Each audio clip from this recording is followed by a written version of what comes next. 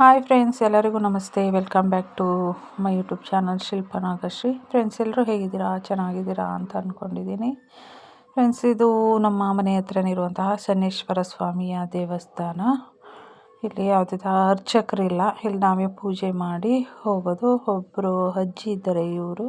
ಇವರು ಬೆಳಗ್ಗೆ ಎದ್ದೆಲ್ಲ ದೇವರೆಲ್ಲ ಕ್ಲೀನ್ ಮಾಡಿ ಪೂಜೆ ಮಾಡ್ತಾರೆ. ಇಲ್ಲಿ ಬಂದವರೆಲ್ಲ ಅವರೇನೆ ಪೂಜೆ ಮಾಡ್ಕೊಂಡು ಹೋಗೋದು. ನಾನು ಪ್ರತಿ ಶನಿವಾರ ಬರ್ತಾನೆ ಇರ್ತೀನಿ.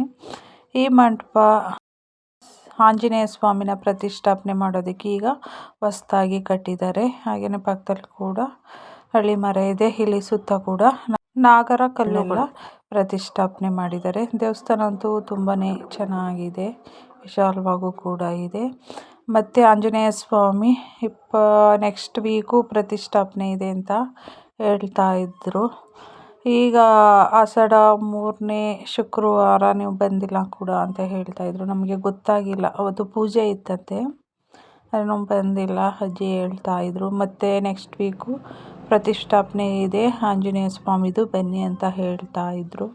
ದೇವಸ್ಥಾನ ಅಂತ ಯಾವಾಗಲೂ ಓಪನ್ ಆಗಿರುತ್ತೆ. ಪಕ್ಕದಲ್ಲಿರುವಂತಹ ಗಣಪತಿ ದೇವಸ್ಥಾನ ಚಿಕ್ಕದು, ಅದನ್ನು ಬೆಳಗ್ಗೆ ಪೂಜೆ ಎಲ್ಲ ಮುಗಿಸಿ 12 ಗಂಟೆ ಅಷ್ಟೊತ್ತಿಗೆ ಕ್ಲೋಸ್ ಮಾಡಿರ್ತಾರೆ. ಸನ್ನೇಶ್ವರ ಸ್ವಾಮಿ ದೇವಸ್ಥಾನಕ್ಕೆ ನಾವು ಯಾವಾಗ ಬೇಕಾದ್ರೂ ಬಂದು ಪೂಜೆ ಮಾಡ್ಕೋಬೋದು. ಏನು ಫ್ರೆಂಡ್ಸ್, ಇನ್ನೊಂದು ಪಕ್ಕದಲ್ಲಿರುವಂತಹ ದೇವಸ್ಥಾನ ಶ್ರೀ ಕಲ್ಯಾಣ ಲಕ್ಷ್ಮೀ ವೆಂಕಟೇಶ್ವರ ಸ್ವಾಮಿ ದೇವಸ್ಥಾನಕ್ಕೆ ಕೂಡ ಬಂದಿದ್ದೀನಿ.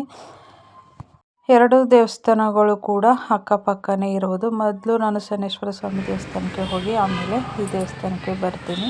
ಪ್ರತಿ ಶನಿವಾರ ಕೂಡ ಈ ದೇವಸ್ಥಾನಕ್ಕೆ ಬಂದು ದೇವ್ರ ದರ್ಶನ ಮಾಡ್ಕೊಂಡು ಹೋಗ್ತೀನಿ.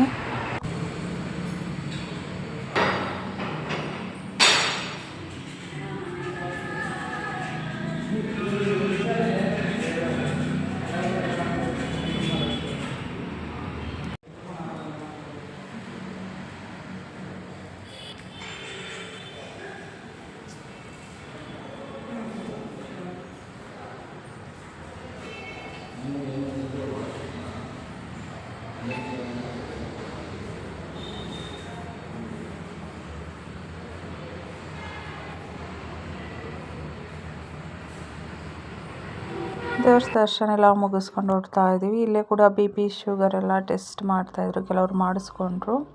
ಈ ಲಾಗ್ ಇಲ್ಲೇ ಎಂಡ್ ಮಾಡ್ತಾಯಿದ್ದೀನಿ friends. Thank you so much.